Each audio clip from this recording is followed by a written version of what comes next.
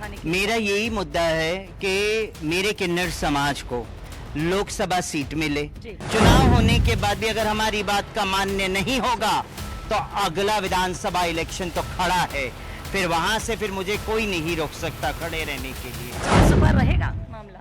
I think so, I can say right now.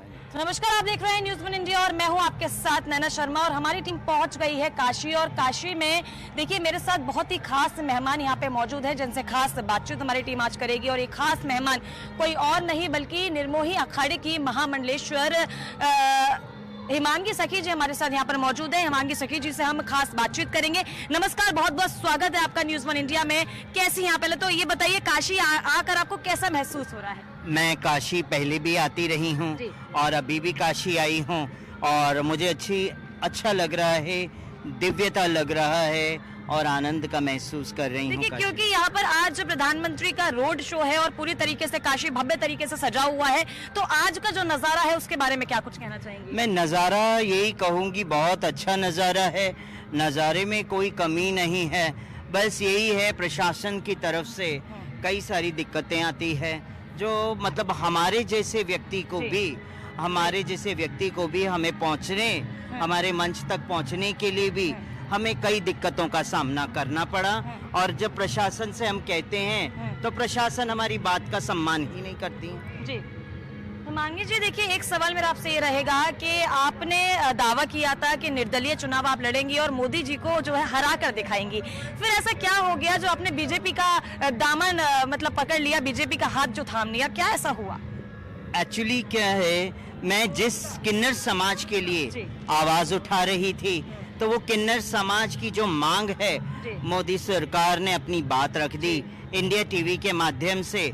और वाराणसी के जो बीजेपी सरकार है उन्होंने भी आश्वासन मुझे दिया है कि हम आपकी सारी बातों का मान्य करेंगे और हम आपको ऑफिशियली बीजेपी ज्वाइन करेंगे और आप एक बार मोदी जी के रोड शो में आइए और वहाँ पे बिराजिए और मोदी जी को आप आशीर्वाद दीजिए अपनी तरफ से। मैंने कहा आपकी सारी बातों को मैं मान्य करती हूँ, चलिए मैं नहीं चुनाव लड़ूंगी, मगर इसके बाद भी चुनाव होने के बाद भी अगर हमारी बात का मान्य नहीं होगा तो अगला विधानसभा इलेक्शन तो खड़ा है, फिर वहां से फिर मुझे कोई नहीं रोक सकता खड़े रहने के लिए। आज मैं बीजेपी का सम्मान कर रही हूं, मगर आने वाले टाइम में अगर हमारा नहीं हुआ, क्योंकि उन्होंने मुझे सम्मान दिया है, मान दिया है और उन्होंने मेरी बात का मान्य किया है, अगर नहीं किया तो उसके बाद हम देखेंगे। आपने वैसे किन्नर समाज के लिए हमेशा से बहुत काम किए हैं, क्या लगता है कि बीजेपी का हाथ थामकर जो समस्या है वो हल हो पाएंगी? देखिए हल तो हो पाएंगी, ऐसा है नहीं है कि नहीं हो पाएंगी हल, क्योंकि आज की डेट में बीजेपी सरकार है और हम सबको मिलकर सरकार के साथ रहना है और एकजुट होकर कार्य करना है।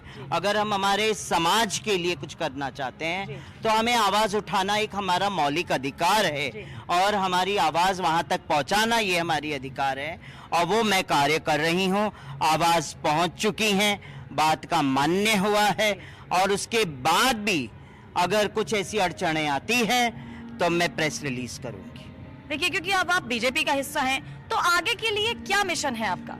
आगे के लिए मेरा यही मिशन है कि बीजेपी सरकार से मिलकर कार्य करूंगी और अपने किन्नर समाज के उत्थान के लिए और अपने विश्वकर्मा समाज के उत्थान के लिए। हिमांगी जी, क्या ऐसे किन्नर समाज के मुद्दे रहेंगे जो आप दिल खोलकर उठाएंगे और किन्नर समाज का पूरी तरीके से सपोर्ट रहेंगे? क्या क्या मुद्दे आपके रहेंगे उठाने के? मेरा यही मुद्दा है कि मेरे किन्नर समाज को लोकसभा सीट मिले, विधानसभा सीट मिले, राज्यसभा में उनको स्थान दिया जाए कि वो अपने समाज की बात वहां तक वो पहुंचाए, ना कि एक किन्नर बोर्ड बन गया और उसमें वो बैठे और अपना ही किन्नर बोर्ड के हिसाब से कार्य चले। थैंक यू वेरी मच, किन्नर बोर्ड यूपी सरकार ने बनाया है, मगर मैं यूपी सरकार की बात नहीं कर रही हूँ, मैं कर रही हूँ लोकसभा की बात, मैं कर रही हूँ विधानसभा की बात, मैं कर रही हूँ राज्यसभा में बैठने की बात। एक आखिरी सवाल मेरा आपसे रहेगा, क्या लगता है कि अब की बात 400 पार का जो नारा लगाया जा रहा है 400 पार रहेगा मामला?